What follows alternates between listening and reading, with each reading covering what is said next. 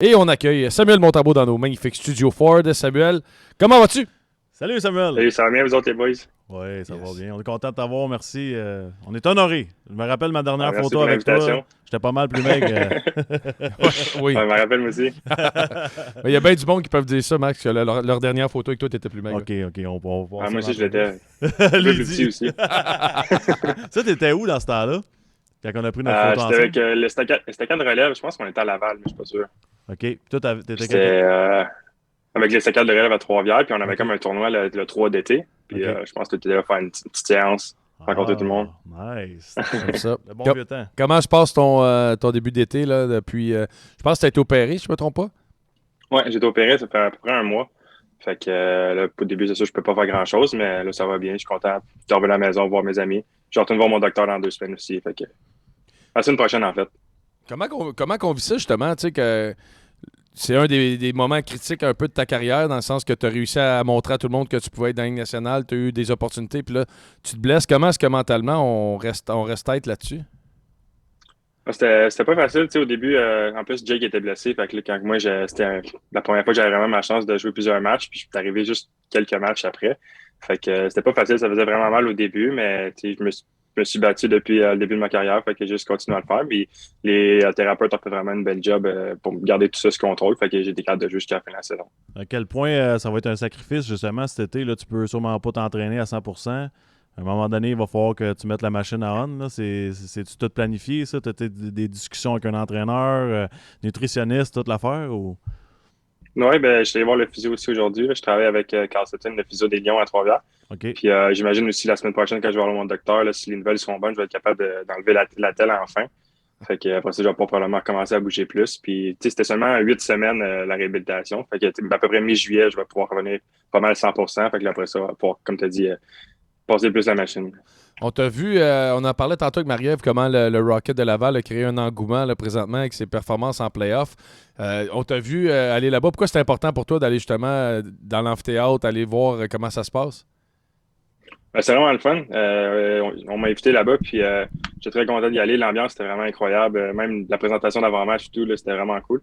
Puis je pensais que c'était important pour moi d'y aller. Je connais pratiquement tous les joueurs dans l'équipe. Il y en a quelques-uns que j'ai côtoyé cette année avec le Canadien. Puis sinon, il y en a plein. J'ai joué avec eux, junior à l'Armada. Même les entraîneurs, le coach de goaler puis l'entraîneur en chef, c'était mes entraîneurs junior majeurs aussi. Fait que c'était super important pour moi. Puis en plus, j'avais quand même des bons billets. J'étais assis premier rangé en arrière du banc. Fait que je vais bien encourager les boys. Puis on a une super belle victoire quand j'étais allé. Fait que c'était bien le fun. C'est bon, ça, les billets de en arrière du banc? Écris-tu moins que dans le junior? Tu parles du Rocket de Laval. On regarde en ce moment Primo. À Montréal, il y avait Price, il y avait Arlen. Comment tu te sentais dans tout ça? T'sais, on le sait, là, pour un gardien, c'est pas facile. Il y a 2 spots. Puis là, il y a Carey Price, pas blessé, qui en prend un assuré. Après ça, tu te bats avec des gars comme Arlen. Tu sais qu'il y a des jeunes qui poussent. À tous les jours, ça doit être quand même un certain stress. Là. Ouais, moi, j'étais juste vraiment content d'être là. Je savais pas exactement la situation, ça allait être quoi quand je suis arrivé. Je pensais peut-être juste faire un mois, puis après ça, Kerry allait revenir, sa petite blessure au genou, j'avais vraiment aucune idée. Mais j'étais juste vraiment content d'être là. Je me dis, au pire, ils vont me descendre à Laval, puis je vais aller jouer des matchs là avec tout le monde, puis j'aurais été bien content. Mais je suis content d'avoir passé toute la saison, puis c'était vraiment le fun, c'était à moi, Justement, malgré tout. si on revient au début de ta carrière, le Canadien a fait ton acquisition via les Panthers de la Floride, puis c'est l'équipe qui t'a Bon, ça repêché. coupe, je vous entends plus. Hop, tu nous entends plus, OK. Simon, y a-t-il quelque chose qu'on peut faire? Tu nous diras si tu nous entends, Samuel. C'est bon, ce truc-là, pareil. Comme, ça semaine trop long, cette entrevue-là. Salut! Mais non, je comprends pas. C'est ça. C'est la beauté d'avoir... c'est la beauté du live! c'est la beauté du C'est tout le temps live. ça. Quand il y a quelque chose qui marche pas, hey, la gang, c'est la beauté du live! Chris dit quelque chose d'abord? Ben, on parle. Samuel va reconnecter. C'est parce que son Xbox, il était live. Il jouait en même temps. Là, on lui a dit déconnecte ça. Mais c'est intéressant. C'est drôle pareil parce que la question était le fun. Comment est-ce que tu te situes là-dedans? T'as Carey qui est sûr d'avoir une poste. Puis c'est intéressant de dire je m'attendais à faire un mois et aller à Laval. C'est pareil. Là, pareil. Puis c'était une opportunité pour lui dans un sens. C'est là qu'on voit. Puis en plus, ce soir, on reçoit Louis Domingue après. Ces 2 gardiens de but, ça tient à rien. Puis ça prend juste un petit quelque chose des fois pour se faire une carrière dans la Ligue nationale de hockey. Tu le vois, Louis, c'est en prolongation ou juste avant la prolongation? Quand il est embarqué? Ouais. Deuxième overtime. Deuxième overtime. Il a pas été là. À un moment donné, il y a une blessure, t'embarques. Puis là, je pense que tu regagnes un contrat dans la Ligue nationale de hockey. Lui, il s'en venait pour 1 mois, blessé. Il y a plusieurs blessés. Primo est remonté, il fait pas encore le travail, il n'est pas prêt. Là, il est en train de s'améliorer dans la Ligue américaine, mais c'est là que tu vois, il ne faut jamais que tu abandonnes parce qu'à un moment donné, il y a toujours quelqu'un qui va te donner ta chance si tu lâches pas. Si tu lâches, tu donnes une raison au monde de dire bon, on tourne la page. Mais si tu t'agrippes tout le temps, c'est dur de la tourner la page. Tu te dis, lui, s'il continue à un moment donné, tu as été le premier à le dire en passant, Guillaume. Je te lève mon chapeau. Qu'est-ce que j'ai dit? Tu as dit, mon tambour devrait être dans le net. On devrait lui donner sa chance. Ça, t'as dit ça. Il est revenu, il arrête. Non, mais t'as dit ça au début. Tu vas me faire mal. Il est revenu. Tu as l'air de Excusez-moi, les boys, ça a coupé.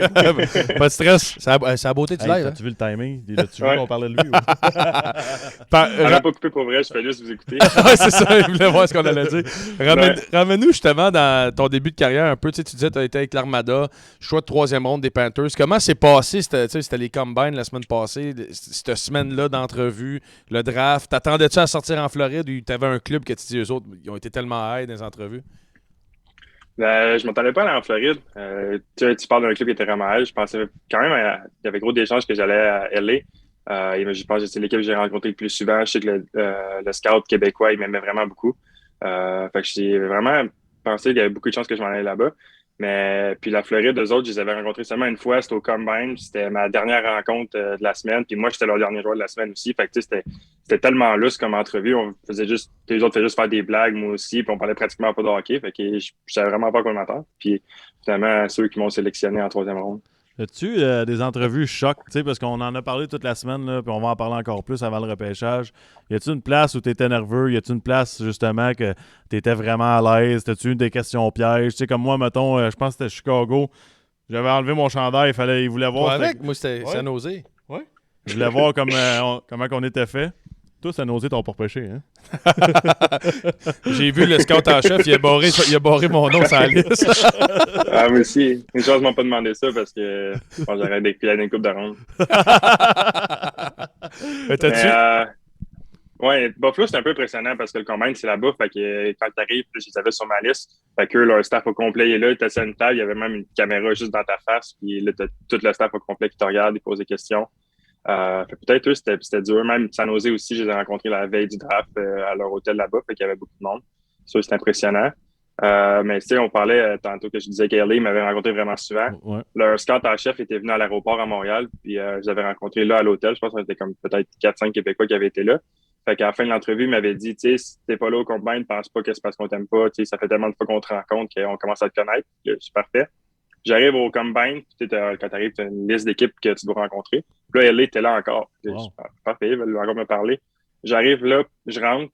Il y avait le scout en chef que j'ai déjà parlé, l'autre scout. Puis je me suis juste assis. Il dit, puis c'est le fun ta semaine à date? Je dis, ouais, c'est le fun. Il dit, puis t'as-tu dîné? Je dis, non. OK, tu vas pas aller le faire. Puis là, juste que deux autres, ils te voient à quoi t'avais l'air. Puis tu peux t'en aller. Merci, salut. Ouais, mon entrevue a duré 2 minutes. Puis là, juste que je me présente, je dis salut, j'ai Samuel aux 2 autres scouts. Puis c'est parti. Wow. Ton anglais, t'es-tu parfait ou? Non, j'étais pas tant bilingue dans ce temps-là, mais je me débrouillais, mais c'était très correct. Parce que le monde ne réalise pas pareil. Nous autres, je me souviens, on était 7-8 Québécois dans le corridor, on était comme. On essayait de pratiquer à parler là. Tu sais, c'était comme. Puis ça s'est pas amélioré avec mon speech hier, Max. Il y avait Colorado. Colorado, c'était le fun parce que c'était l'ancien GM de Victoriaville qui était là. Je m'en rappelle plus son nom de famille, Maisonero, quelque chose comme ça. Fait que lui, il m'a offert au début s'il voulait faire l'entrevue en français, puis que lui, il allait traduire, puis tout. Mais je me forçais, je vais le faire en anglais. Ça a bien été quand même. Avais-tu fait une entrevue avec le Canadien? T'avais-tu interviewé? Non. J'avais juste parlé, il était venu me voir à l'Armada, mais au campagne, j'avais pas parlé. Wow. C'était comment, tu sais, parce que je regardais le repêchage tantôt, c'était vraiment une grosse cuvée, là. C'était comment tout l'engouement de McDavid, de Jack Eichel, tout ça, de le vivre de l'intérieur en étant là-bas? C'était vraiment le fun. C'est comme tu as dit, il y a tellement de bons joueurs dans ma cuvée. Puis mes parents, ils commençaient à capoter un peu parce que Marner est sorti en début de première ronde. Puis Mike Babcock, même le staff de Toronto, sont montés dans les estrades pour aller parler à leurs parents. Mais moi, je te dis, mon anglais n'était pas très bon à ce moment-là. Là. Mes parents, ils parlent pas un mot anglais. Yes, no toaster, hot dog, c'est à peu près ça. Fait que là, ils commencent à stresser. Ils disent, oh non, c'était repêché. Puis le staff, il monte dans les estrades. Qu'est-ce qu'on va faire? tu vois deux parents courir par en haut, ça va aux toilettes. C'est comment ils commencent à stresser. Mais finalement, ils sont pas venus voir avec ça a bien été. C'est stressant le draft, pareil. Hein? Quand tu y penses. Mais moi, c'était le fun. C'était où ton draft? C'était en Floride. Okay. C'était en Floride. Fait que, passé une semaine de vacances là-bas avec mes parents, ma famille avant à la plage. Fait que après ça, le draft, puis ils me faisaient drafter par l'équipe locale. Fait que c'était vraiment le fun. OK.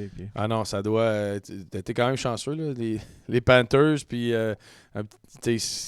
quand tu veux jouer dans la Ligue nationale, c'est des organisations. Aller en pratique à Gogun, m'a dit, c'est un petit quelque chose Ouais, pareil. c'est le fun. J'avais passé la semaine à la plage, fait que là, j'avais pas mal de coups de soleil. Puis là, je commence à stresser avec le draft, j'avais chaud, là, ça me piquait de partout, mes coups de soleil.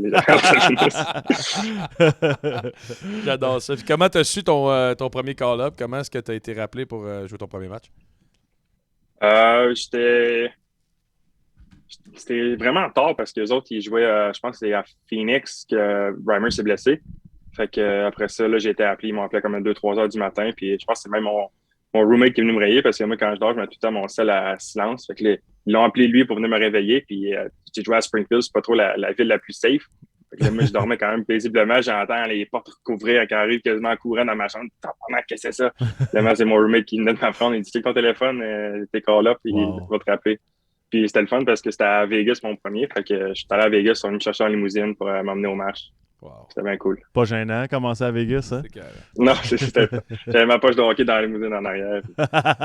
Je sais pas la première game que j'ai joué, mais c'est mon premier call que je suis sur. Qui t'a appelé dans l'organisation? Parce que je veux savoir, Roberto Luongo, étais-tu là quand tu faisais partie de l'organisation? Ouais. C'est ça, c'est lui qui gaulait la première game à Vegas que je suis venu. Puis après ça, quand on est revenu, à la fin, il y avait un peu de misère à jouer beaucoup de matchs, les back-to-back. Fait que j'étais censé gauler la troisième game du 3 en 4 contre Ottawa. Puis finalement, il a été un peu fatigué quand il est revenu de Vegas. Fait que j'avais gaulé la première contre Caroline. Puis tu l'as-tu eu comme gardien et comme assistant directeur général ou peu importe ce qu'il fait là, dans le manager? Ouais, comme advisor, là, ouais.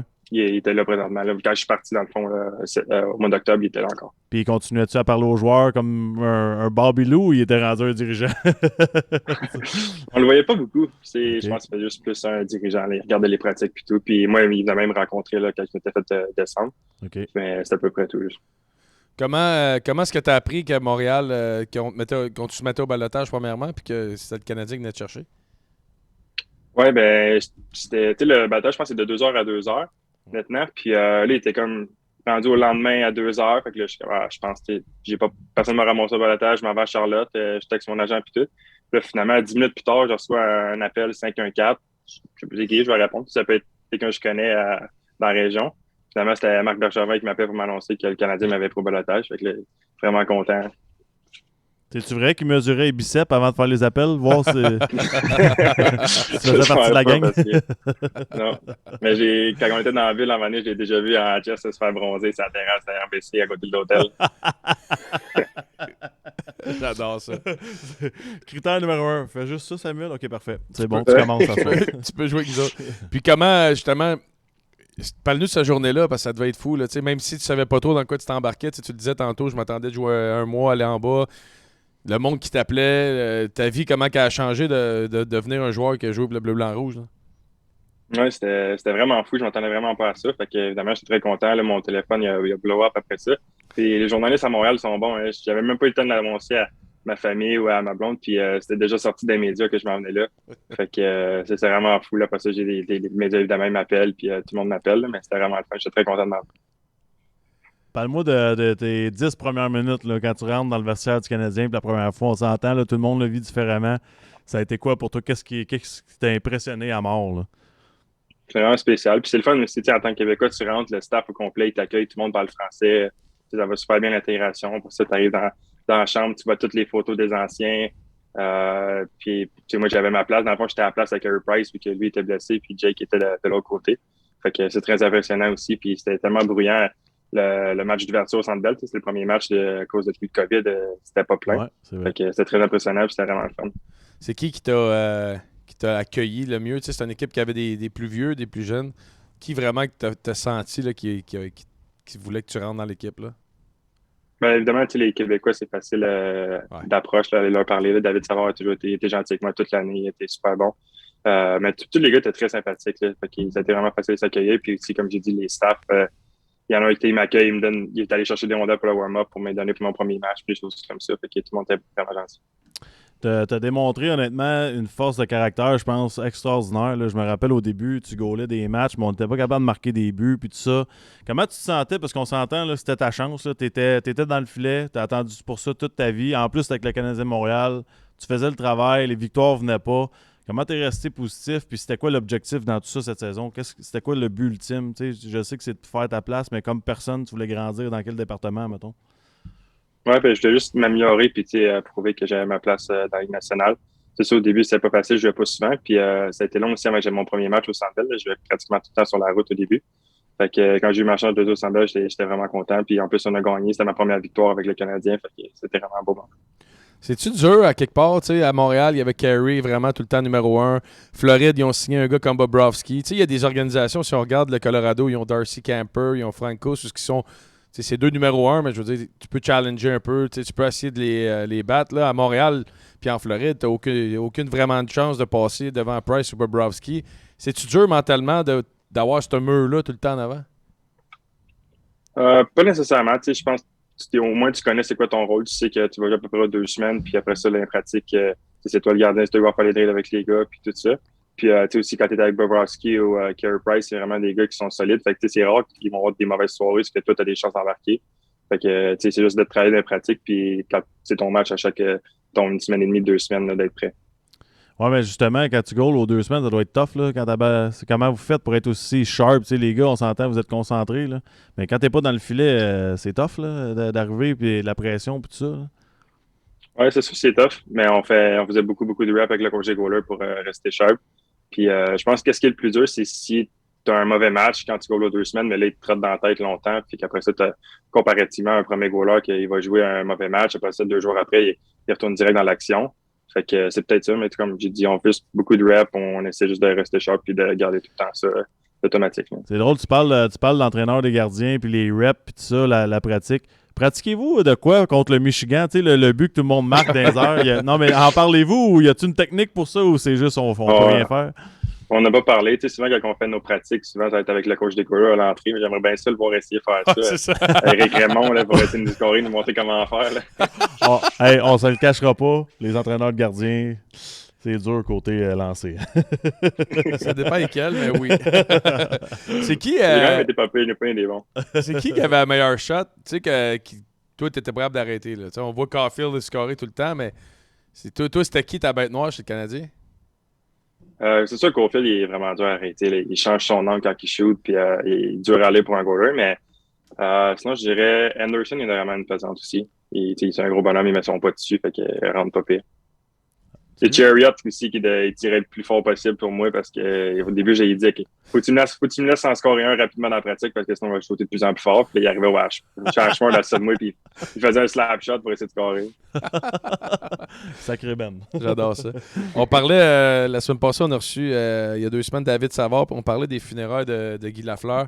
Comment est-ce que tu as vécu, toi, tu parlais tantôt, tu es rentré dans le vestiaire, voir les photos des anciens, mais je pense que cette journée-là, elle a frappé vraiment l'imaginaire de tout le monde. Comment, toi, tu l'as vécu?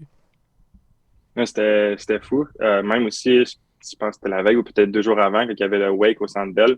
Moi, j'habitais dans le Tour des Canadiens juste en face. Fait que, tu sais, juste par ma fenêtre, tu pouvais voir la longue file dehors, tu vois tout le monde qui venait le voir, lui rendre hommage. Fait que, tu sais, c'est vraiment impressionnant. Puis, même aussi, la journée de son décès, tu ouvrais tes réseaux sociaux n'importe où, c'était que des photos de lui, des témoignages. Donc, tu voyais vraiment à quel point il avait impacté beaucoup de monde dans toute la province du Québec. Avez-vous parlé de ça, les gars ensemble? Y a-tu quelqu'un à un moment donné qui a dit « Je réalisais pas que c'était gros de même, là?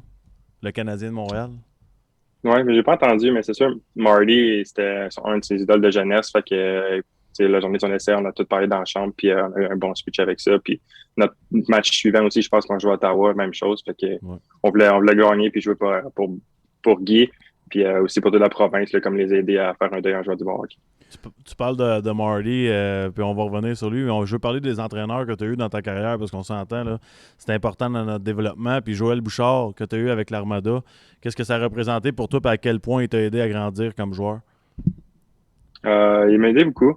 C'est sûr, Joël, il est tough, puis il faut que ça soit droit avec lui, mais je pense que ça m'a aidé parce que moi, j'étais arrivé, surtout quand j'étais junior, j'étais un peu plus loose, puis moi, je venais au hockey pour avoir du fun. Fait que je pense que ça m'a plus montré le côté professionnel, puis que ça prenait, mettons, plus de préparation. C'est Parce qui le qu'on a eu coach, la justement? discussion Ouais, avec ça? André la semaine passée. Ouais. Tu sais, que t'es-tu mieux d'avoir un entraîneur qui t'aime et qui te donne des tapes dans le dos ou quelqu'un qui te remet sur le droit chemin? C'est ça qu'on se demandait. Tu sais, les joueurs aujourd'hui, la nouvelle génération, t'apprécies-tu de te faire crier après si tu sais que c'est pour les bonnes raisons ou on est rendu à autre chose dans le hockey d'aujourd'hui? Ben, moi, je pense que c'est bon. Peut-être pas tout le temps, mais quand tu commences peut-être à t'enlever un peu de la traque, là, de juste de le ramener. Puis même, je pense, non seulement les entraîneurs, mais aussi avoir un bon leader dans la chambre qui est capable de le faire aussi avec les gars pour toute l'équipe aussi. Je pense que c'est bon. C'est-tu dur, on parle de changement d'entraîneur, de changer de coach des gardiens. Tu sais, est-ce que. Y en a-tu qui essaient de changer ta technique? Y en a-tu qui essaient d'emmener des points? Puis là, t'es comme, moi, ça m'intéresse pas. Tu sais, jusqu'à où tu peux donner ton opinion quand tu rentres avec un nouveau coach de goaler? Ouais, ça arrive, c'est sûr. Tous les coachs de goaler ont comme plus leur game plan différent. Mais ça va bien. À date, les coachs de goaler que j'ai eus, là, ça se pas bien été. Je travaille tout le temps avec le même depuis que je suis junior durant l'été. Puis après ça, en Floride, j'avais Rob Tallis, qui lui aussi est super bon. Puis dans la Ligue américaine, c'était Léo Luongo. Fait que le frère à Roberto, fait qu'un autre Léo. Québécois aussi. Donc c'était le fun pour moi en arrivant à ma première année pro d'avoir un Québécois. Puis on parlait français ensemble. Puis tout. Là, Léo, il t'a pas trop parlé de Game of Thrones, là, parce que quand je l'avais à Lugano, il m'en parlait à tous les jours. Là. Il était là, le Lugano? Hein? Ouais, il était là. Ouais, il a coaché à Lugano avant de devenir à Springfield. Un esprit de bon gars, il connaissait ça en Ouais. tabarouette, lui, honnêtement. Ah ouais? Ouais. Je le connais pas, mais Ouais. est-ce C'est un que, bon entraîneur. tu sais, comme on disait tantôt, tu as fait tes preuves cette année, tu te retrouves là, tu es blessé, mais tu es encore RFA, tu es encore avec restriction. Comment est-ce qu'on gauge ça dans le sens que quel pouvoir de négociation que tu sens que tu peux avoir, tu sais, one-way, two-way, quel pouvoir tu sens que tu as là-dedans? C'est sûr, j'ai un peu plus de pouvoir maintenant, je te dirais, depuis l'année passée, parce que maintenant, j'ai le droit au balotage, puis à l'arbitrage, puis des choses comme ça. Tandis qu'avant, là, 2 ans, l'année, dans le fond, après le COVID, la Floride, ils m'ont juste qualifié, puis en qualifiant, garde tes droits. Fait qu'après ça, ils m'ont juste fait attendre. Puis une semaine avant le début du camp d'entraînement, ils ont dit, OK, on donne ça, c'est tout. Fait que là, je suis comme, OK, pas le choix. Fait que là, j'ai signé. J'étais arrivé 2 jours en retard au camp parce qu'il fallait faire la quarantaine à ce moment-là.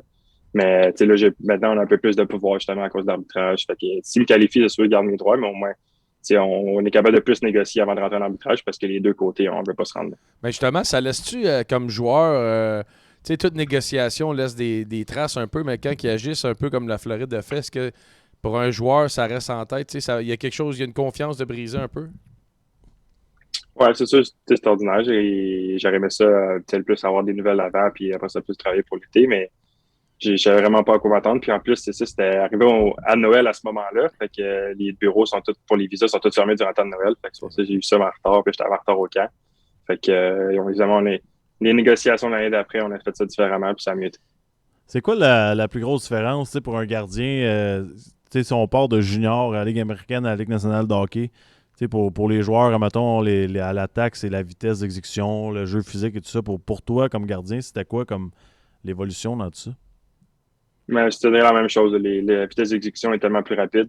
Parce que même dans la Ligue américaine, il y a des gars qui ont vraiment des bonnes shots puis qui peuvent battre des goalers puis en scorer des buts en masse. Mais l'exécution est tellement rapide. Les gars, ils ratent pas leur passe. Ça fait tac, tac, tac d'un coup. Puis c'est pas long.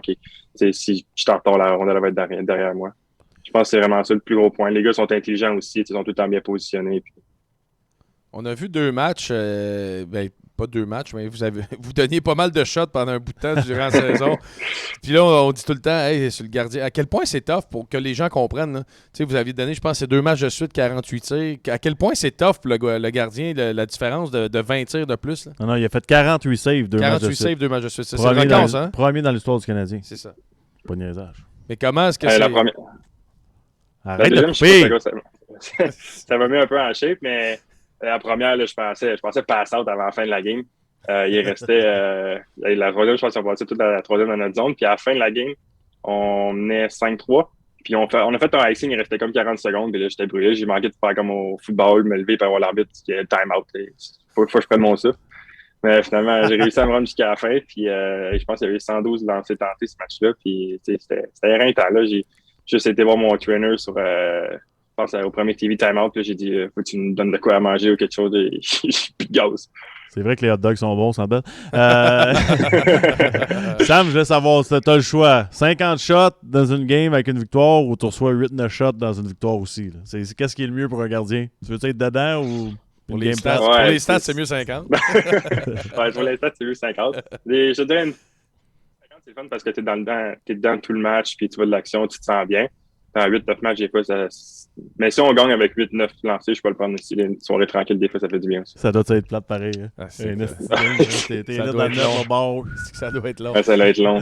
On parle à Louis Domingue tantôt qui a vécu une affaire de fou dans les séries, arrivé en deuxième période de prolongation. C'est quoi, toi, ton match où que justement, là, t'es arrivé de même puis il fallait que t'embarques, il fallait que tu sois tête, il fallait que tu sois sharp? C'est une bonne question.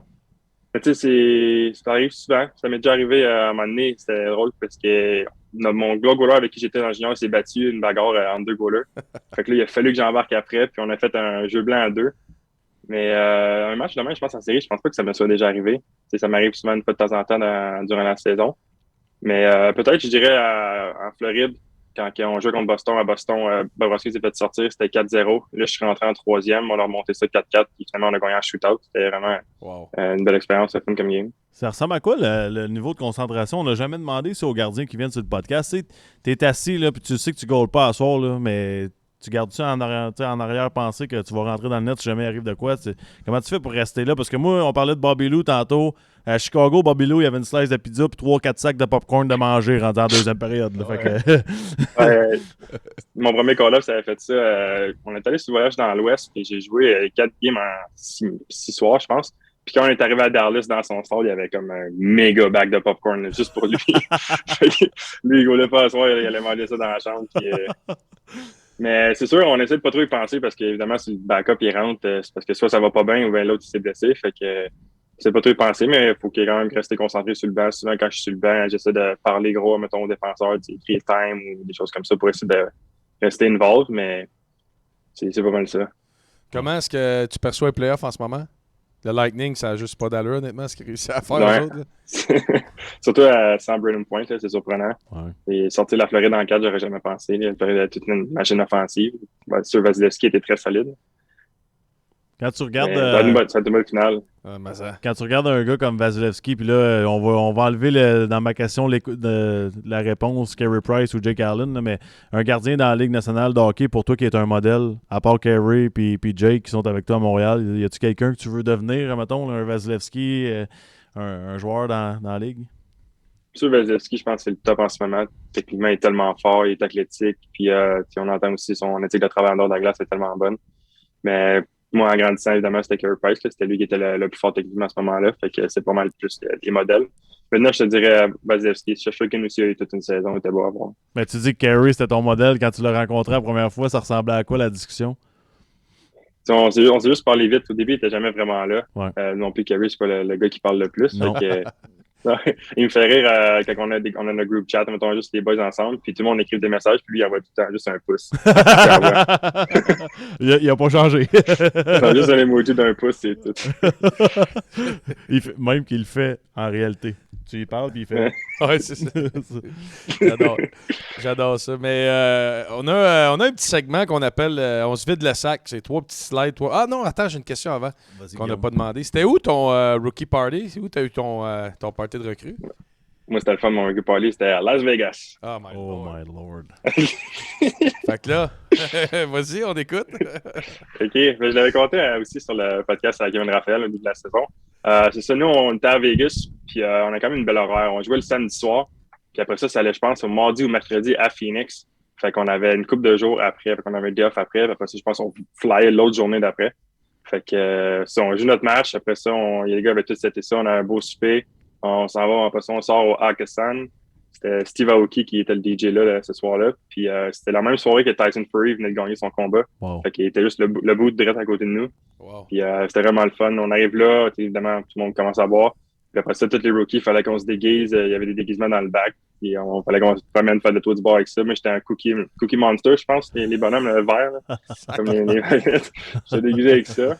Fait que c'est une super belle soirée. On a du fun. On est parti à, je pense, 4h30 du bar. Il y avait encore du monde là-bas. Là, les gars, ils disent, on va aller gambler un peu. Fait qu'on sort, ça va jouer un petit peu. Là, moi, j'étais plus capable. Là. Moi, puis Strowman, on a dit, OK, on s'en va. On marche, puis on dormait au Bellagio. On commence à marcher dans le casino de Bellagio. À un moment donné, j'entends crouch. Je suis comme, c'est quoi ça? C'est bizarre. Mais je sens pas trop. Je fais 2-3 pas. Je vais, ça fait mal. Je me lève le pied. J'avais une coupe de vin de rentrer dans le pied. Là, c'était comme 6 heures du matin. La coupe de vin a passé à travers ton soulier? Ouais, puis elle était genre plantée dedans, là. Elle était de même, là, dans mon soulier. Voyons donc. Là, j'avais vu pas mal, fait qu'au début, je sentais pas trop, mais là, ça s'est mis à faire mal. Puis là, j'enlève ça, puis en enlevant ça, je me coupe le doigt. Puis là, il y a une fille qui arrive de nowhere, là, pas moi, c'était pas la première fois qu'elle voyait ça, elle fait juste me faire ça de même, puis elle s'en va. Il y avait genre une petite boîte, puis là, où il y a plein de plasters dedans. Fait que, merci.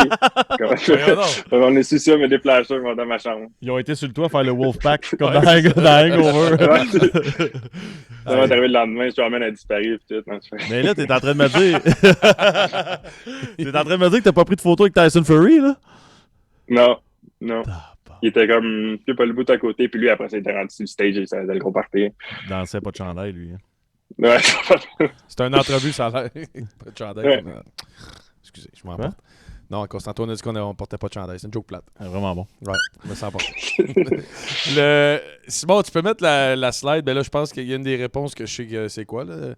Tyson Fury dans un boot à côté de toi. Mais vie privée, une anecdote d'une date, ta meilleure rencontre avec une personne, un moment embarrassant dans ta vie ou un crush secret. Choisis-en une là-dedans. C'est une anecdote de ceux-là.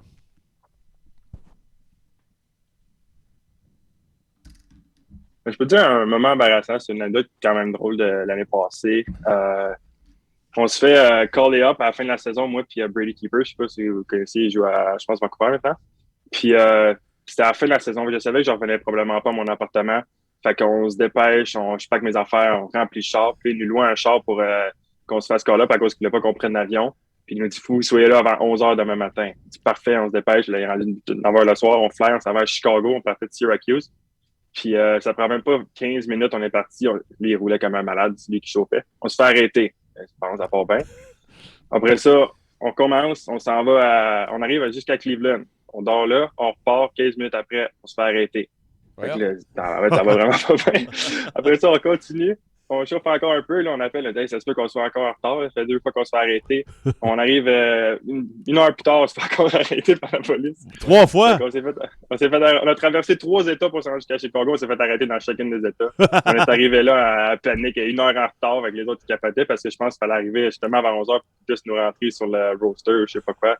Fait que, je pense qu'il y en a un des call-ups qui a coûté le plus cher de l'histoire. 3 tickets, c'est... 8 heures de short, 3 tickets. T'as combien de tickets que vous alliez comprendre, mettons, de ralentir? Moi, je n'ai pogné un, lui 2. Puis il roulait en malade, puis j'en parle plus jamais avec lui. Lui, il est vraiment du nord. Je sais pas s'il n'y a pas de limite de vitesse là-bas, là, mais il faisait peur. 3 tickets. Simon, la prochaine slide. Il reste 2 slides total. Côté expérience, ta première journée au bureau, j'imagine que c'est dans la Ligue nationale ou junior, peu importe. Souvenir au hockey, ton plus beau souvenir ou ta plus grande phobie. Juste te donner un exemple, on a tout eu côté phobie, on a eu araignée, le stress, les éclairs, on a eu Matthew Barnaby qui parlait que sa femme a un plus gros dildo que son engin à lui.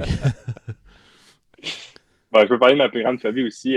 C'est un peu un running gag dans ma famille. Là. Présentement, c'est plus vraiment ma famille, mais quand j'étais jeune, j'avais une peur terrible des loups. Des loups? J'habite juste... Ouais. J'habite juste chez mes parents, juste en avant d'une forêt, puis en arrière, il y avait un loup, puis avant, on n'avait pas de voiture, on faisait des feux le soir, puis tu peux les entendre des fois, puis moi, je suis pas encouragé, j'allais dans la maison. J'avais peu. Là, on voit ici en arrière un peu, puis dans la chambre encore chez nous, mes parents. C'est un cadre d'un orignal, puis au début, maman, elle avait acheté un cadre d'un orignal, puis d'un loup. Puis elle a dit, c'est lequel qui aime le plus dans ta chambre, qui fait le plus beau. J'ai dit, celui-là, il n'y a aucune chance que je mette l'autre, je ne serais pas capable de dormir. Fait que j'ai une peur des loups terrible depuis que j'étais tout petit. Voyons donc, ouais, mais attends, t'attendais pas à ça, mettons. Ouais, mais là, moi, j'appelle plus ça une phobie. Là, ça, c'est de l'intelligence de rentrer quand t'entends un loup. Là. Ah non, mais Max, c'est normal qu'il crie les loups. Là. Hein? C'est normal, ça crie des loups. Pas parce qu'il crie qu'il veut manger. Là. Ben ouais, mais là, t'es obligé de prendre des risques. Ben ça, je m'attendais à tout sauf ça. Je suis d'accord avec ça. Là. Je m'attendais à une araignée, un serpent. Peur des loups, c'est pas comme si c'était une affaire que tu voyais souvent. J'ai peur des loups, Samuel. J'en ai appris à soir. Prochaine slide, Simon.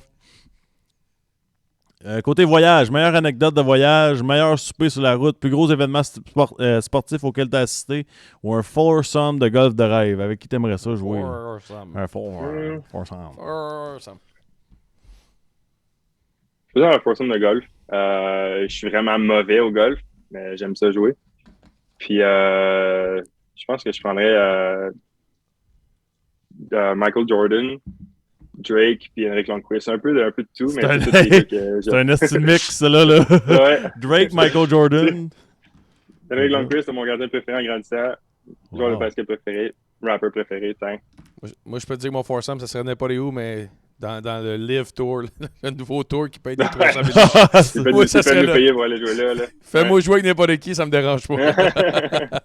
Sam, merci de ton temps. On te souhaite toute la meilleure des chances pour tes négociations, ta rehab aussi avec ton opération que tu as eue. Ça a été le fun de te suivre, puis on espère qu'on va être capable de le faire encore longtemps. Là. Merci beaucoup. Puis on a apprécié ton beaucoup. travail cette année. Le monde sur le chat aussi. Puis normalement, on finit nos entrevues en disant merci beaucoup, Tilou, mais à soir, on Non, fait non, pas ça. il va On fait pas pleurer. ça. Ah, non, je veux pas ça. Oh, les gars! Je veux qu'il dorme.